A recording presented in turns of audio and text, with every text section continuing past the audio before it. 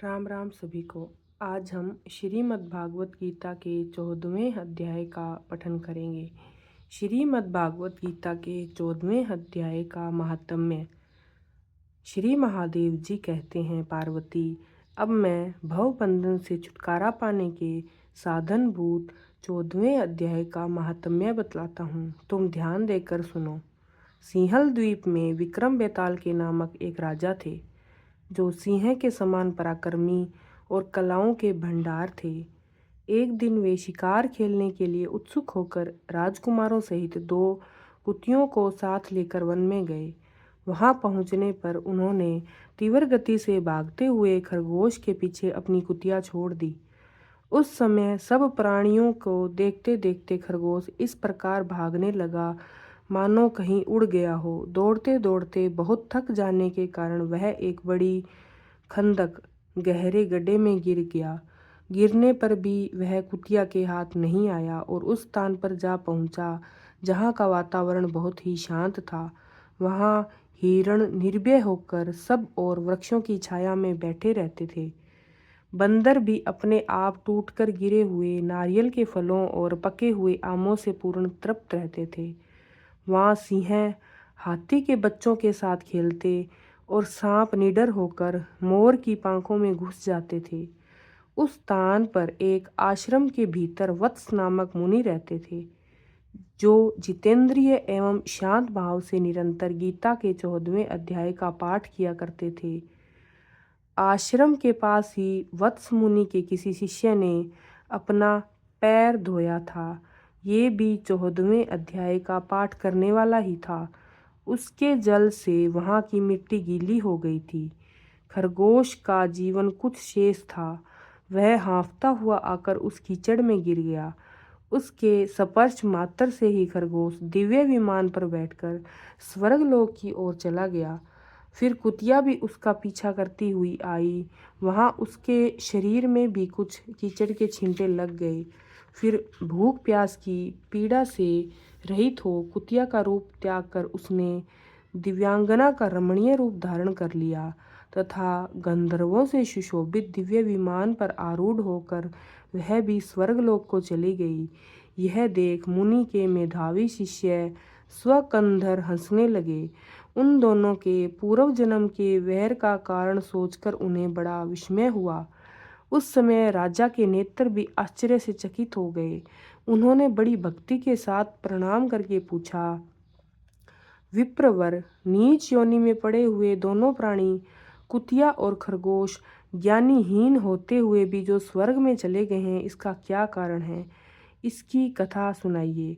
शिष्य ने कहा, भूपाल, इस वन में वत्स नामक ब्राह्मण रहते हैं। वे बड़े ही जितेंद्रिय महात्मा हैं। गीता के 14वें अध्याय का सदैव जप किया करते हैं। मैं उन्हीं का शिष्य हूँ। मैंने भी ब्रह्म विद्या में विशेषता प्राप्त की है। गुरु जी की भांति मैं भी 14वें अध्याय का प्रतिदिन जप करता हूँ। मेरे पैर धोने के जल में लौटने के कारण यह खरगोश और कुतिया के साथ स्वर्गलोक प्राप्त हुआ है। अब मैं अपने हंसने का कारण बतलाता हूँ। महाराष्ट्र में परयुदक नामक महान नगर है। वहाँ केशव नाम का एक ब्राह्मण रहता था, जो कपटी मनुष्यों में अग्रगण्य था। उसकी स्त्री का नाम विलोबना था। वह सब छंद विहार करने वाली थी। इससे क्रोध में आकर जन्म भर के वैर को याद करके ब्राह्मण ने अपनी स्त्री का वध कर डाला और उसी पाप से उसको खरगोश की योनि में जन्म मिला। ब्राह्मणी भी अपने पाप के कारण कुतिया हुई। श्री महादेव जी कहते हैं, यह सारी कथा सुनकर श्रद्धालु राजा ने गीता के 14वें अध्याय का पाठ प्रारंभ कर दिया। इससे उन्हें परम गति की प्राप्ति हुई।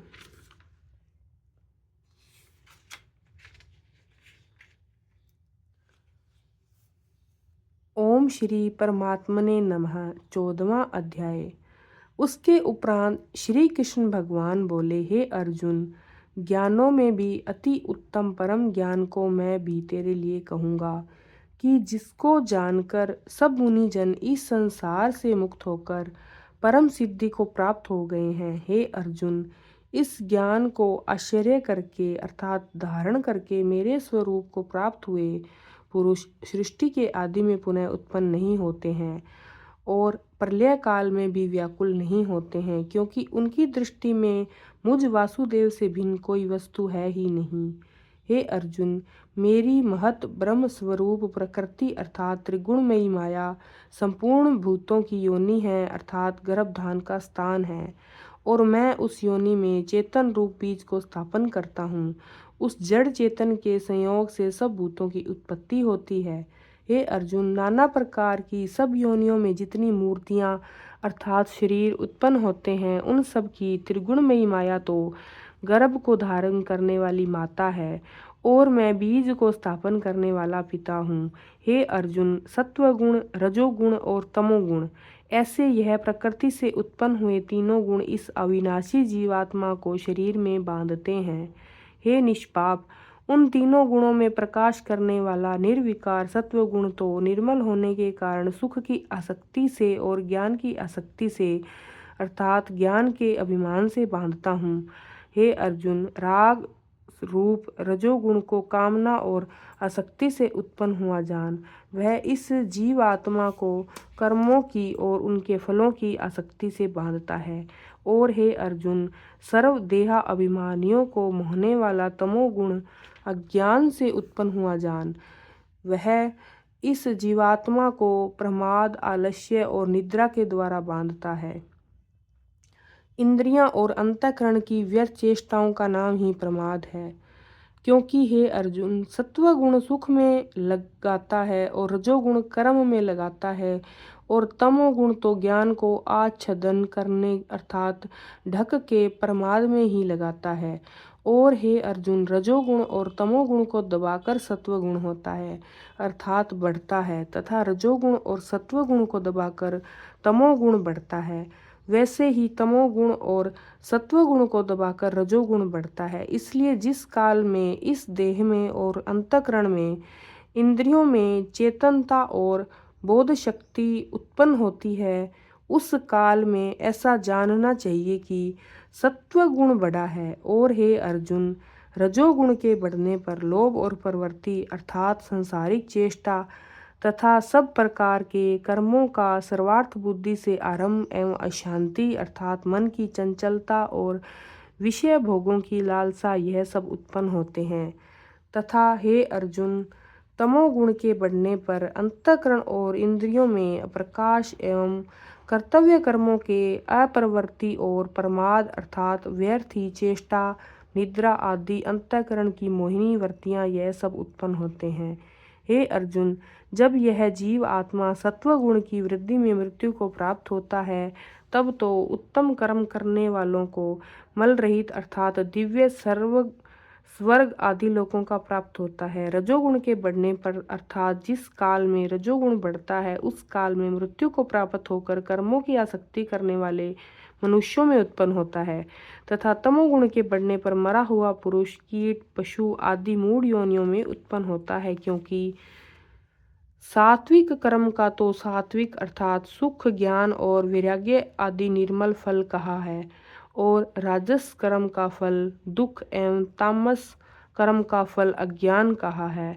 सत्वगुण से ज्ञान उत्पन्न होता है, और रजोगुण से निसंदेह लोभ उत्पन्न होता है, और तमोगुण से प्रमाद और मोह उत्पन्न होते हैं, और अज्ञान भी होता है। इसलिए सत्वगुण में स्थित हुए पुरुष स्वर्ग आदि उच्च लोकों के हो जाते हैं, और रजोगुण में स्थित राजस पुरुष मध्यम में अर्थात मनुष्य लोक में ही रहते हैं, एवं तमोगुण के कार्य रूप निद्रा, प्रमाद और आलस्य आदि में स्थित हुए तामस पुरुष अधोगति को अर्थात कीट, पशु आदि नीच योनियों को प्राप्त होते हैं। हे अर्जुन, जिस काल में दृष्टा अर्थात समष्टि चेतन में एक ही भाव से स्थित हुआ साक्षी पुरुष तीनों गुणों के सिवा अन्य किसी को कर्ता नहीं देखता है, अर्थात गुण ही गुण में बरतते हैं। त्रिगुणमयी माया से उत्पन्न हुए अंतःकरण के सहित इंद्रियों का अपने अपने विषयों में विचरना ही गुणों का गुणों में बरतना है, ऐसे देखता है, और तीनों गुणों से अति परे सच्चिदानंद घन स्वरूप मुझ परमात्मा को तत्व से जानता है। उस काल में वह पुरुष मेरे स्वरूप को प्राप्त होता है। तथा यह पुरुष इन स्थूल बुद्धि, अहंकार और मन तथा 5 ज्ञानेंद्रियों, 5 कर्मेंद्रियों, 5 भूत, 5 इंद्रियों के विषय में इस प्रकार इन तत्वों का पिंड रूप यह स्थूल शरीर प्रकृति से उत्पन्न होने वाले गुणों का ही कार्य है। इसलिए इन तीनों गुणों को इसकी उत्पत्ति का कारण कहा है।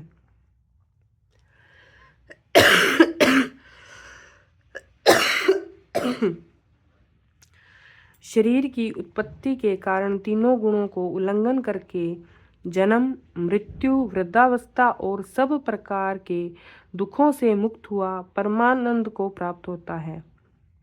इस प्रकार भगवान के रहस्य युक्त वचनों को सुनकर अर्जुन ने पूछा कि हे पुरुषोत्तम, इन तीनों गुणों से अतीत हुआ पुरुष किन किन लक्षणों से युक्त होता है और किस प्रकार आचरण करने वाला होता है, तथा हे प्रभु, मनुष्य किस उपाय से इन तीनों गुणों से अतीत होता है।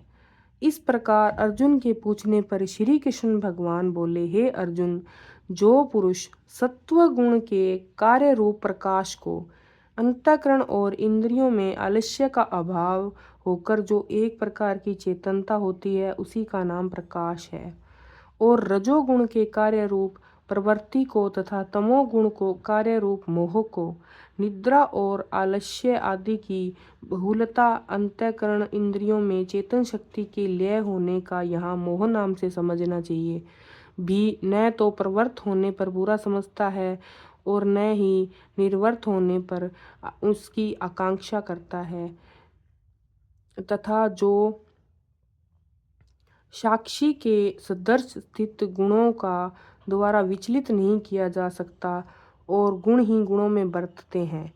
जो पुरुष एक सच्चिदानंद घन परमात्मा में ही नित्य एक ही भाव से स्थित हुआ इस त्रिगुणमयी माया के प्रपंच रूप संसार से सर्वथा अतीत हो गया है, उस गुणातीत पुरुष के अभिमान रहित अंतःकरण में तीनों गुणों के कार्य स्वरूप प्रकाश, प्रवृत्ति और मोह आदि वृत्तियों के प्रकट होने और न होने पर भी किसी काल में भी इच्छा, द्वेष आदि विकार नहीं होते हैं। यही उसके गुणों से अतीत प्रधान होने के लक्षण हैं, ऐसा समझता है और सच्चिदानंद घन परमात्मा में एक ही भाव से स्थित रहता है एवं उस स्थिति से चलायमान नहीं होता है, जो निरंतर आत्मा भाव से स्थित हुआ दुख सुख को समान समझने वाला है तथा मिट्टी, पत्थर और सुवर्ण में समान भाव वाला और धैर्यवान है, तथा जो प्रिय और अप्रिय को बराबर समझता है और अपनी निंदा स्तुति में भी समान भाव वाला है, तथा जो मान और अपमान में सम है एवं मित्र और वैरी के पक्ष में भी सम है, वह संपूर्ण आरंभों में कर्तापन के अभिमान से रहित हुआ पुरुष गुणातीत कहा जाता है। और जो पुरुष अव्यभिचारी भक्ति रूप के योग से केवल एक सर्वशक्तिमान परमेश्वर वासुदेव भगवान को ही अपना स्वामी मानता हुआ स्वार्थ और अभिमान को त्याग कर श्रद्धा और भाव के सहित परम प्रेम से निरंतर चिंतन करने को ही अव्यभिचारी भक्ति योग कहते हैं, द्वारा मेरे को निरंतर भजता है, वह इन तीनों गुणों को अच्छी प्रकार उल्लंघन करके सच्चिदानंद घन में ब्रह्मा एक ही भाव होने के लिए योग्य होता है।